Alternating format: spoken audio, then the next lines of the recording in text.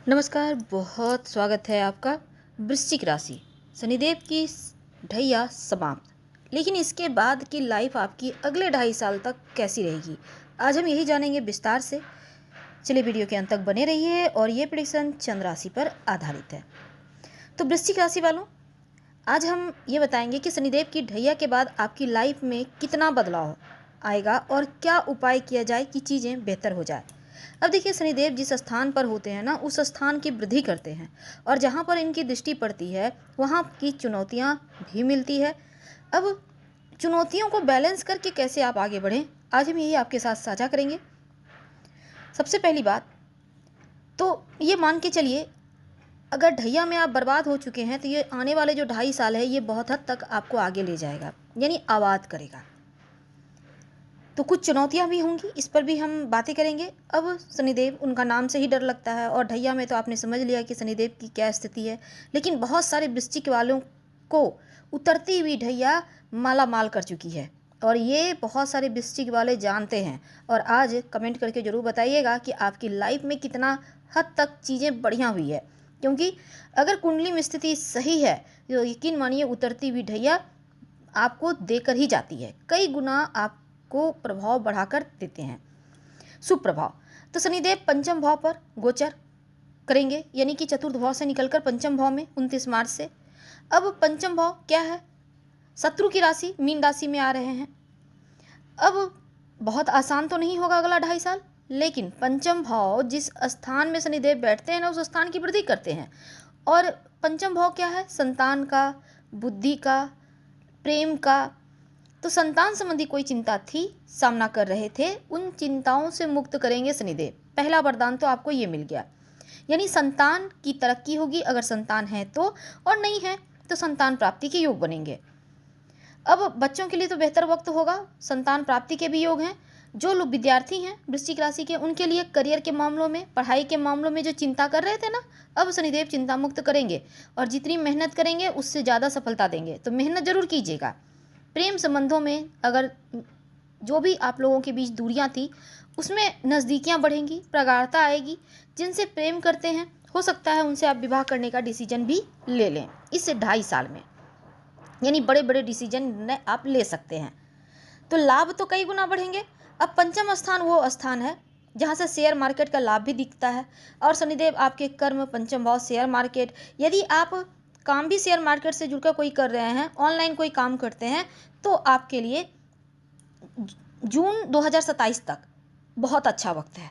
तो पंचम भाव में रहेंगे तो ये आपके लिए सोने पे सुहागा कह सकते हैं, या कह सकते हैं कि रोडपति से करोड़पति बनाने वाला वक्त है 2.5 साल। मेहनत कीजिए, बिना मेहनत का शनिदेव कुछ नहीं देंगे। अब थोड़ा और आगे बढ़ते हैं। देखिए, शनिदेव की दृष्टि का बहुत महत्व है।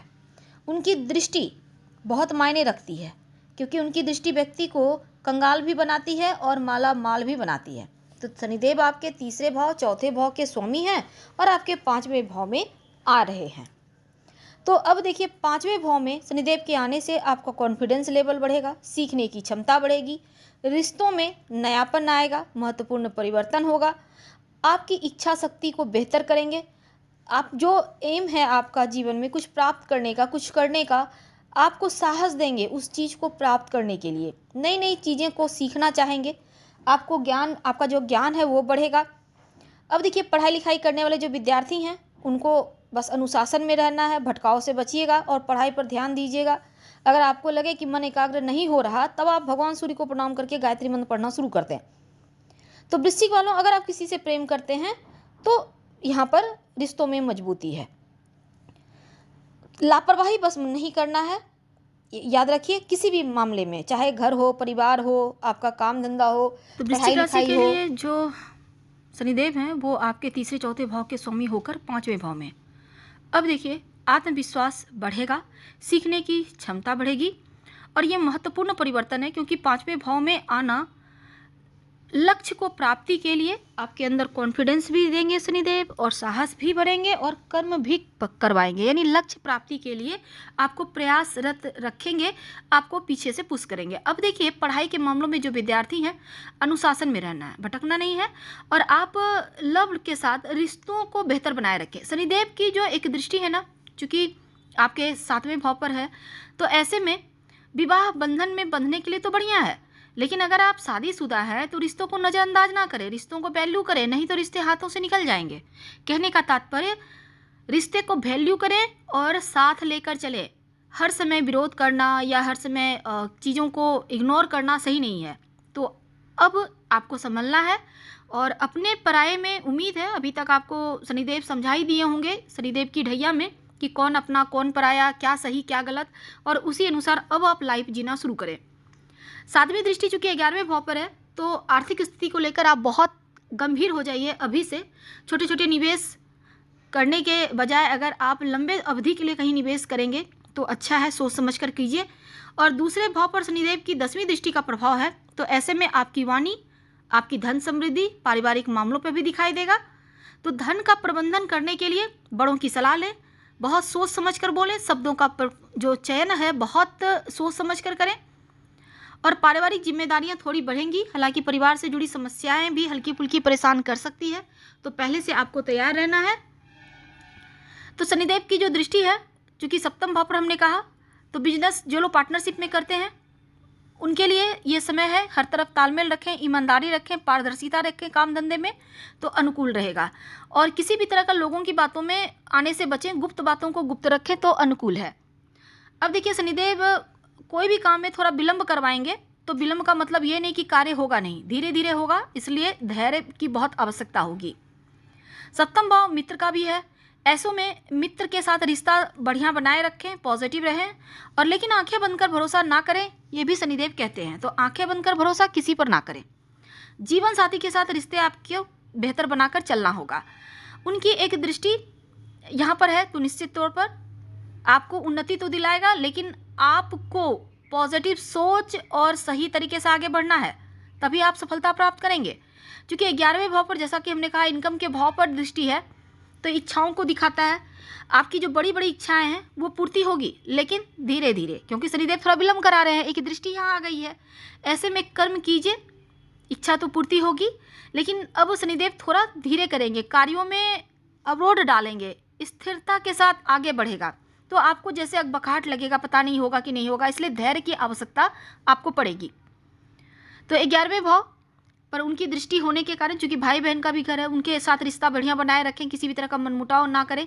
सोशल सर्कल का भी भाव होता है, मित्रों का होता है, समाज का होता है, तो तमाम जगह आपको पॉजिटिव रखना है। नकारात्मक परिणाम मिले भी तो भी आप धैर्य मत खोइएगा, और सबसे जुड़े रहिए, जितना जुड़ेंगे उतना ही ज़्यादा आपके लिए फेवरेबल रहेगा। क्योंकि शनिदेव कर्म प्रधान ग्रह हैं, देवगुरु के घर बैठे हैं, तो देवगुरु यानी कि ये मंदिर का स्थान है, आपके धर्म का स्थान मीन राशि। अब 5वें भाव से शनिदेव की दृष्टि लाभ के मार्ग में कई गुना बढ़ाएगा, सफलता भी मिलेगी। अब देखिए, आप उपाय भी कीजिएगा। उपाय के तौर पर क्या करेंगे, रोज शाम में ओम शनिश्चराय नमः का आपको जप करना है, और कुछ ना कुछ गुप्त दान करें। दान किसको करेंगे, जिसके पास कुछ नहीं है। अब ये नहीं कि जिसके पास संपन्न है उसको जाके दान कराए कि वो निम्न है या ये उच्च है, ऐसा नहीं। जो जिसको आवश्यकता है उसी को ध्यान दें, ताकि वो खुश हो जाए और शनिदेव भी आपको भर भर कर आशीर्वाद दें। और अगर कोई ना मिले दान देने वाला व्यक्ति, आप नहीं समझ पा रहे हैं कि किसको देना है किसको नहीं, तब आप पास के मंदिर में, शिव जी के मंदिर में दिया जलाना शुरू कर दें शाम के समय। तो आपको कितना दान करना है ये आप पर डिपेंड करता है, लेकिन गरीब व्यक्तियों को खाने पीने की वस्तु वगैरह दान देते रहें तो अनुकूल रहेगा। तो द्वितीय भाव कुटुंब का होता है, परिवार का होता है। ऐसे में सबके साथ रिश्ता बेहतर बनाए रखना होगा, वाणी पर कंट्रोल रखना होगा, और कर्म को सही रखना होगा। नहीं तो शनिदेव ऐसे देव हैं कि व्यक्ति को अमीर भी बना देते हैं तो गरीब भी बना देते हैं, सजा भी दे देते हैं। इसलिए वाणी पर कंट्रोल रखें, पॉजिटिव रहें, और ऐसा कुछ मत बोलें कि चीज़ें गड़बड़ हो जाए। तो अभी से इन चीज़ों पर काम करना शुरू कर दें, आपके लिए बहुत अच्छा रहेगा। क्योंकि वाणी से ही शत्रु भी उत्पन्न होते हैं और मित्र भी। परेशानियों को भी आप क्रिएट करते हैं और परेशानियां समाप्ति होती है, ये आपको समझना होगा। और जो आपके अंदर बदला लेने की प्रवृत्ति है उसको त्याग दें पूरी लाइफ के लिए, क्योंकि ये चीज़ें आप अपने ऊपर काम कर लेते हैं तो अगला जो 2.5 साल है वो यकीन मानिए आपके लिए बहुत अच्छा रहेगा।